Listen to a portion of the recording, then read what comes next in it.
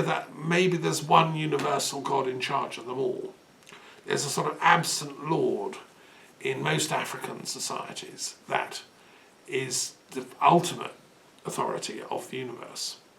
But he doesn't interfere in human affairs very much, and he doesn't answer personal prayers, is the kind of general consensus. Then you have interesting things like the Dogon tribe in West Africa, which has these star deities. They have this idea that we have come here from other realms, other planets, other star systems, and that maybe there are gods up there who occasionally look down on this planet. I think there's a lot to learn from studying African religion, and I also have recently written a paper for an African Studies webinar that I'm part of, run by my friend George Mutalemwa of Tanzania. I looked at the role of African intellectuals towards peace. What can we look for? A lot of African philosophers are rediscovering African philosophy from their indigenous roots. So there are journals, there are experts in Nigeria and South Africa and elsewhere looking at indigenous African traditional religions. And that's all very exciting and interesting, and there's a lot to learn from the fundamental core of truth is what keeps a community going. Truth with one's neighbour, with one's spouse, one's family.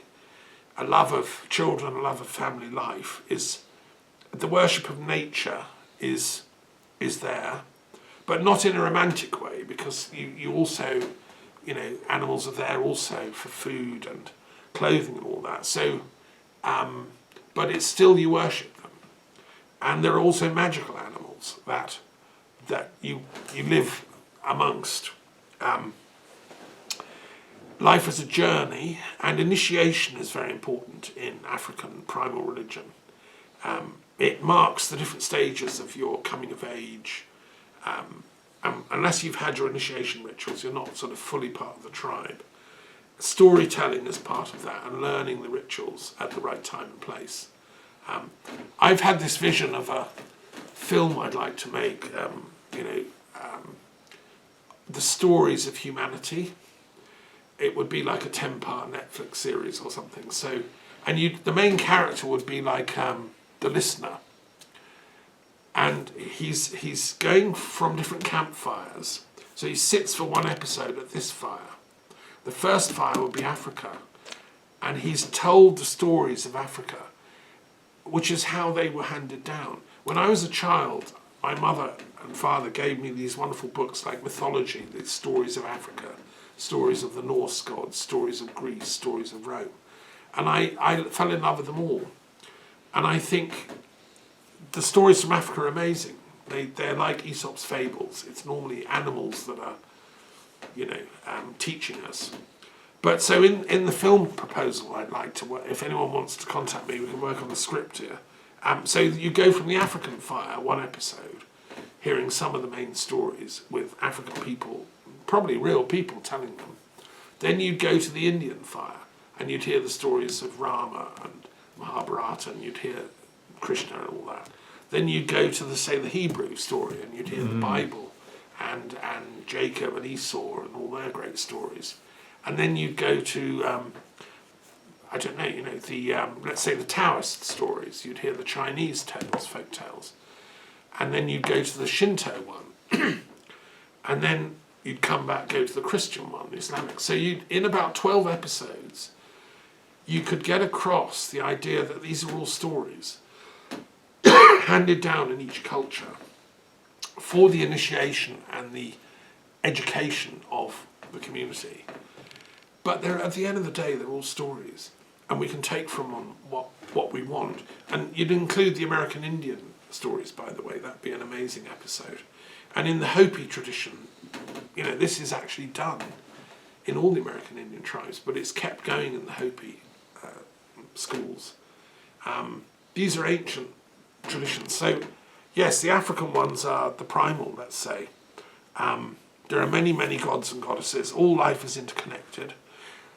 African religion is very much about music and harmony, rhythm and dance. So no African ritual ceremony is complete without a dance for at least a day and a night, in which you can go into a kind of trance. And this is the origin of the voodoo, which was taken by West African tribes to the Deep South, that if you dance enough, the spirits take over possession. And they don't see that as a problem in the African religion. You invite the spirits in, but you have to have control of them so you don't go crazy. Yes? I have a question about death consideration. Because I have the préjugé that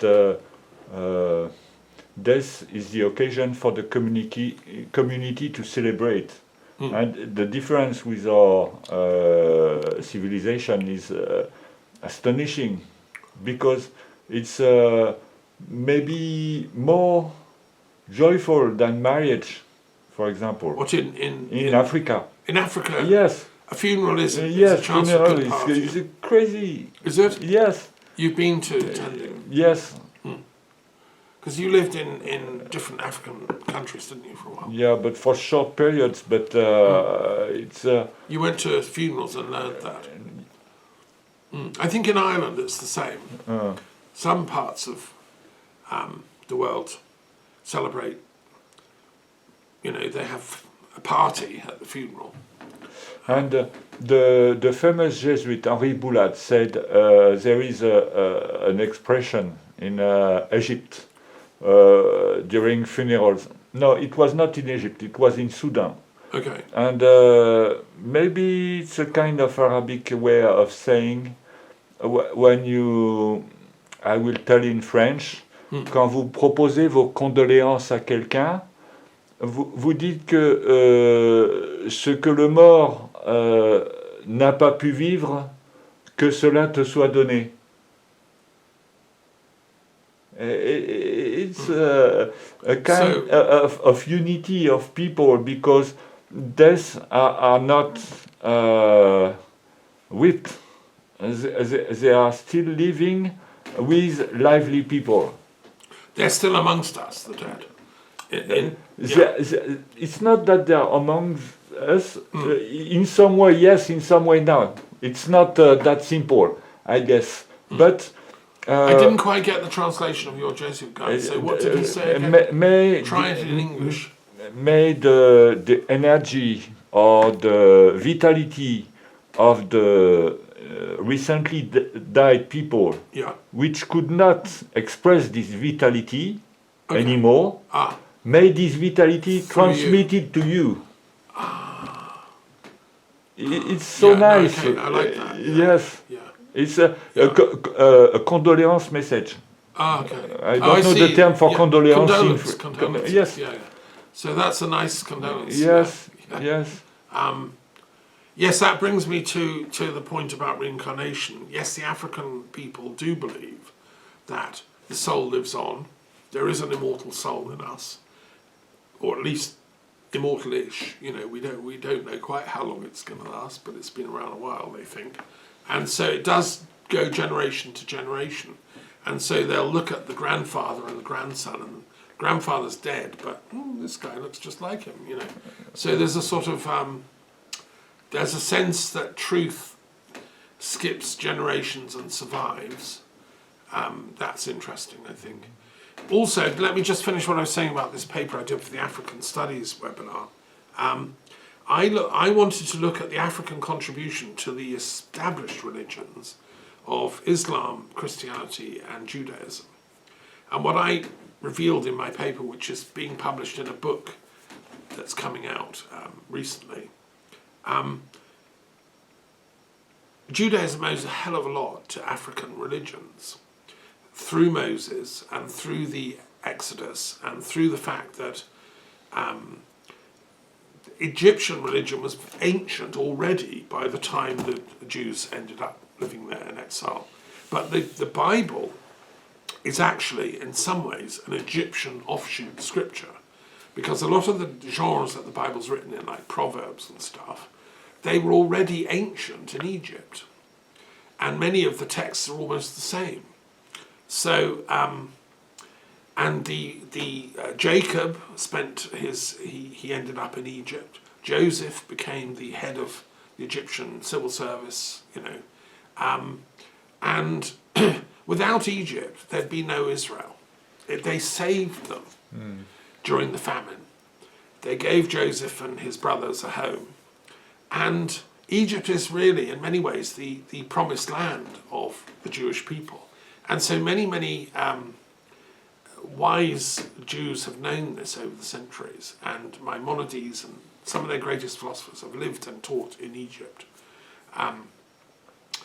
Anyway, I make that point in go into detail. And then when it comes to Christianity, I make the point that, and let me just say about, so monotheism, which we normally say, well, that was a Jewish invention, they're very clever, they invented that. No, the Egyptians invented it before the Jews ever got to Egypt, or before the Jews even came into existence, or the Israelites, because Egypt had worked out in its wisdom of its gods that there were many gods, but there was one universal energy behind them all. And different thinkers put it differently, different philosophers. There was a very advanced philosophical culture in ancient Egypt already, and we know this from texts that we've discovered, papyruses and so on. And so the sage, which was a figure in ancient Egypt, had worked out the divine unity, but it wasn't what I call vulgar monotheism. There's only one God and I'll smash all the others. Akhenaten tried that and didn't get away with it because the Egyptians are too clever. There is a unity, but it's a subtle unity. It's a unity of love. It's a unity of creativity. I've created all this world and trillions of other worlds, but I don't want to boast about it. Yeah, I'm God, but that's fine. You go on worshipping your gods and goddesses. So one of the greatest of the Egyptian gods was the unknown, the kind of Amun, who's reserved, invisible. He is God, but he didn't want to take credit for it, And he comes up in the tarot of the gods. So I think the Jews also learned monotheism in Egypt, actually, and the Bible doesn't tell this because it's a naughty book. It doesn't give the backstory. It doesn't even have the Book of Enoch in there. But interestingly, the African Bible of the Rastafarians has the Book of Enoch. Yes. And so Philo and the other great thinkers of Judaism knew Egypt is a clever and wise ancient civilization. Fast forward, Christianity as well. I've said this before, but Christ, I believe, certainly, definitely received part of his education in Egypt. That's a sort of growing consensus among scholars, I think. The Gnostic traditions of Christianity were very Egyptian. We know that Egypt was the motherland, really, of Christianity. It was the idea of being a son of God, a son of, Pharaoh was a son of God. Alexander the Great, Johnny come lately, the son of God, was acknowledged as such in Egypt, at Siwa, the oracle of Amun and Zeus. And recently my friends that came here, Alexander and Inga Meta, have been to Siwa and told me what it's like there. It's a great place, you can visit it. Prince Charles apparently went there for his honeymoon with the Queen at the moment. I didn't know that, but good choice, Charles. So yes, and then finally we come to Islam, hugely influenced by Egypt. Muhammad and the Quraysh tribe of Mecca, which used to trade a lot with Egypt, were very, very proud of the fact they were descended from Hagar, who was an Egyptian princess, who was the consort of Abraham, who wouldn't have survived without Egypt.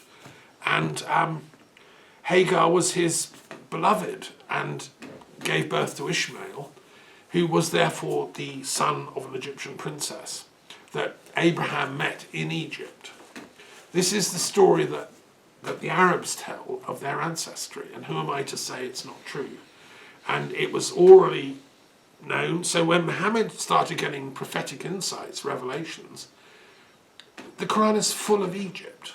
He's telling the story of Moses in Egypt, he's telling the story of Ishmael, he's telling the story of Egypt as a place of wisdom, And yet, the Ishmael lineage that he is speaking from, and Abraham's lineage, is the quintessence of all that wisdom. So he's focusing on the monotheistic aspect, which the Egyptians, he says, knew about, and he's now calling humanity again to witness there is one God, there is one unity behind everything. But he's inspired by the African story. And of course, Egypt became Islamic, and a lot of North Africa is Islamic, and Arabia was always the bridge between Africa and Asia and Europe. So anyway, in the essay I explain all this in detail. And I think, therefore, African primal religions can help stitch together the wounded separation of Jews, Christians and Muslims, who think of themselves as different or enemies. But from an African perspective, they're just all cousins. They're all the same family, just different tribes. And that's why I like my idea of the storytelling around the campfires, which could be beautifully filmed in the kind of half-light with the flickering flames and stuff. Anyway, that's that one. I think that I don't think I'm going to choose one. I think that's enough. We did Africa. I'll choose that one as well. So we've done a double one. What we'll do is go straight on to the gods, okay? And see if they want to turn up. It'd be funny if we get Amun. Yes. Any comments about you? You've spent time in Africa. What did you make of the traditions you encountered? Did you go to any religious rituals and stuff? No, I didn't. Did you go to the Catholic rituals, Christian rituals? Yes. Is it flavoured by African Of course. culture? Of course. Nothing to do with the celebration in the church in France. It's different, is it? Yeah. It's, What's different? It's warm for. It's what? Warm for. Warm. It's warm. It's very warm for. It's like a party. When you go to the church, everyone's dressed up in bright clothes. And everyone is Happy. celebrating. Every Sunday. Yes. And it lasts at least 2 or 3 hours. It's And there's singing. more than 1 hour. Yes, singing, dancing. And there's eating afterwards. Do they have a feast? So, sometime, yes. I think this kind of colourful approach, as in the black churches in America, that lives on. Yeah, You see it, I guess. both Catholic and Protestant. Yeah, but we say we have a joke. White people in Africa, we say, take a African guy. He says he's a Christian. Maybe he's 30% Christian, but 70% animist. Still, the roots are there. For example, when there is illness, in case of problem, we see where are the roots of the believing of someone. You see, because it's when it's difficult, you go to your roots to find the solution. I see. Yes, Yeah, yes. So if they pray to the saints, they're proper Christian. yeah. If they go to the local witch doctor, Yes, yeah,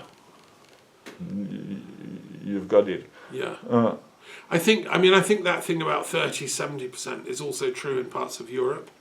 In the Celtic world, I think a lot of the Christians adopted what they wanted from Christianity, but they kept their Druid belief there, because the Druid paganism is quite similar to African in some respects. uh-huh. And there are people like Lewis Spence, an author from Scotland. He argued that the Druid religion came to the British Isles from Africa, originally, a long time ago. The ancestors, which is probably technically true, but we don't know at what point. So I think a lot of what we call pagan European thought, these ancient religions like primal Roman religions, say, or Greek, we know they were influenced by African spirituality as well. And, the Phoenician religion was as well. It was based in North Africa, in Carthage, and it adopted. So I think if we rewrite history with Africa put back in, it becomes much more interesting. And especially if we put Egypt back and we get the Alexandrian mysteries in, this is our universal history.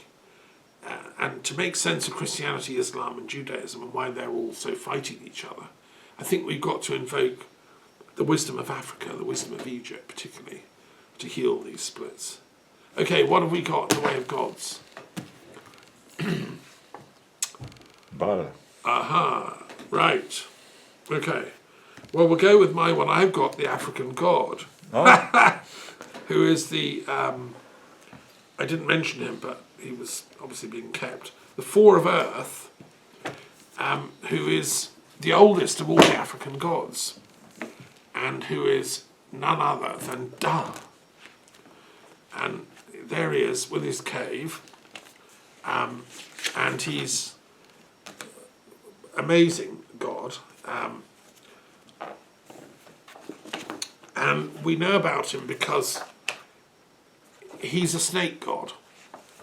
oh, the egg and the snake. Yeah, he's a snake god. And in the ancient African tradition, the snake is not evil. This particular snake god is Da from Dahomey in West Africa. But I'm using him as a symbolic snake god for all the African religions. They all kind of honour the snake. And the snake is also a symbol in the Gnostic and pagan traditions of the Ouroboros, which is the snake has his mouth, his tail in his mouth. And Jung talks about it as a symbol of the self. I see the whole story of humanity as like an Ouroboros journey. We start out with the snake god. We walk hundreds of thousands of miles across the world from Africa. But they took their snakes with them. And so the snake god in Quetzalcoatl, the god of Central America and South America, has got the feathered serpent, which is the Kundalini that rises. In India, you've got the snake worshipped as Kundalini, which is the primal energy. So we are that snake, Da. And of course, in the Bible, snake has a bad press. He offers wisdom to the ancestors, Adam and Eve, and they screw it up, and God gets jealous and all that. But if you use critical analysis, reason again, to these stories, you'll find the Adam and Eve snake wisdom story is told in Africa a bit differently. The snake does offer wisdom, and it's good. It's not something to be guilty or ashamed of. Yes. I'm sorry, I have a little silly question for you. Do you have a snake at home? I didn't see you have so many stuff. I have a snake skin. Okay. Yes, I don't have a live snake. Yeah. Here. No. But only the skin, not a representation of a snake. Oh no, I have snake. Okay. Things here. Yes. Well, I have an interesting one actually. A druid wand that was given to me in Ireland by a chap called Adge. He made it. And it's made of bog oak, so it's ancient oak that's been seasoned in the bogs over thousands of years, well, hundreds of years, right? And it's a druid wand with a snake wrapped around it. Okay. And I use it. It's my, one of my favourite druid wands. He was an Irish druid, and so that symbol of the snake wrapped around a wand is the wand of Asclepius, the god of healing. And that's why doctors have a wand with the two snakes wrapped around. And it was also the symbol of ambassadors in the Greek world. If you had the caduceus as an ambassador, you were inviolable. Nobody could kill you because you're there under Apollo's business of healing and peace and as an ambassador. And they honoured that. It was a terrible thing to kill an ambassador. You just didn't do it, even if you were a Spartan. And that's the origin of ambassadorial inviolability. In modern diplomacy, you don't attack embassies unless you're crazy. And that's something I really resent, Israel attacking embassies. That's totally off the chart of what's wrong. But yeah, so that goes back to this snake wand. That's why I've got it as a druid, peace druid.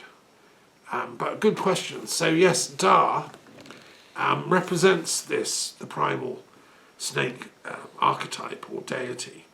And if you look at the mass migrations of our ancestors as humans, I think they all took with them something like a Da image. Now, what's very interesting to me as a scholar of religious studies, in about 15 years ago in South Africa, there's some there's a cave up in the hills, which a Norwegian archaeologist, they were told by the San people, which are primal people living there, these were the most sacred sites, these hills, and they've got a particular name that I can never pronounce. So they were told, if you go there, you see, the oldest of all the gods. So this Norwegian archaeologist went up into these caves and discovered there's a great python engraved on the wall of the cave. And this was their holy sanctuary where they used to go. And not only that, it was a fissure in the rock originally, but our ancestors had carved it to make it look more snake-like. Okay. And then they found where the head of this snake was, on the ground, in the floor of the snake, they buried red axe heads, red ochre, quartz stone, really important things, as sacred offerings. Mm-hmm. It was their holy, jewels they were giving to the snake god. And they were able to tell by doing archaeological research scientifically. This started 70,000 years ago. This snake god was being worshipped 70,000 years ago in that cave. And that's the oldest example of a religious service being done on the planet. So Da, and that's what's being drawn on the card. Da was being worshipped here we don't know if it was the name Da, that's from West Africa, but whatever the name was, it's equivalent to Da, was being worshipped there 70,000 years ago. Which is around the same time that advanced Homo sapiens were then leaving Africa with their pantheon of deities, including the snake. And I think that's how come it ends up in Central America and ends up in China. The snake is very important there, and in India. So yes, what does it mean? Well, I think what it means is we've got to recognise the universality of all of us. As I said, Ouroboros for Jung is the symbol of the self. We have to realise that wherever we are on the map, we're one being. We're doing the journey. So if you ever turn this into a board game, you'd go through all the squares in turn and have a life or a life experience as that. But then you get to enlightenment, which is the place of unity where they all come together. And I think that's the wisdom that the snake offers. The snake is the journey, the shedding the skin, the slithering around through history. But Ouroboros is when you complete the journey and you realise, I've been doing all this to myself, So I think that's what Da represents, and that's why Africa is such an interesting spiritual study to look into. And then you've got Baal, which is a beautiful card, the Five of Earth, so a near cousin of the three. Let's see. I like the illustration here. It's beautifully done by my Syrian artist friend. And it means the Lord, Baal, 286, in Semitic languages, Arabic, Phoenician, Aramaic, Hebrew. Baal means Lord in Hebrew today. Baal Shem Tov, one of my heroes, great Kabbalist, meant the Lord of the good name. Baal, the Lord, Shem, the name, Tov, good.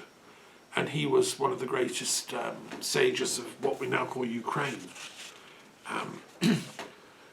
And Baal meant your Lord, as in, so people would have called Jesus, my Lord, Baal.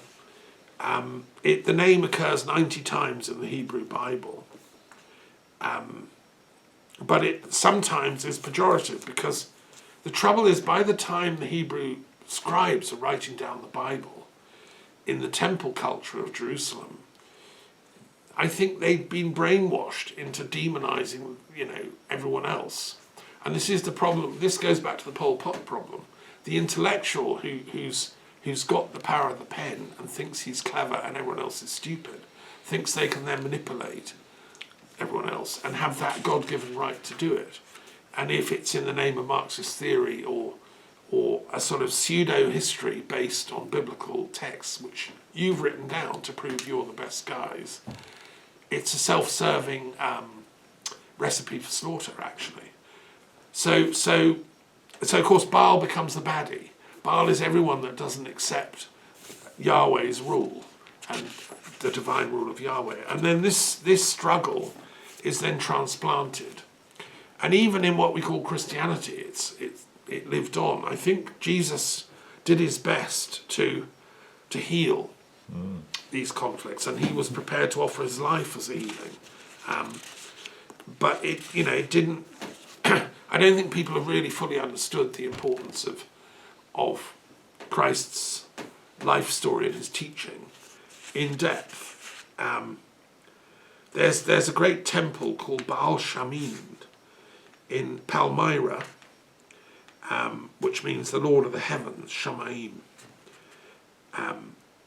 And it was built to commemorate the visit of the Emperor Hadrian, who went to Palmyra in Syria, 129 AD. Hadrian was a fan of the Delphic Games and a friend to Plutarch. And, so the Baal was a sort of a great deity, the Lord of the Heavens.